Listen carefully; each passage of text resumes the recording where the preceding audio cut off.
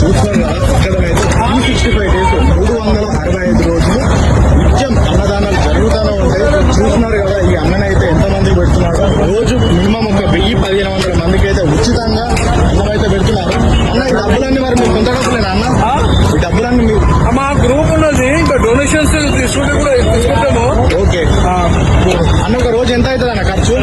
ఒక్క రోజు 25,000 అవుతుంది. 25,000. చికెన్ బిర్యానీ పెడితే 50,000 అవుతుంది. చికెన్ బిర్యానీ పెడితే ఓకే అంటే ఫుడ్ మెనూ ఎలా ఉంటుంది అన్న?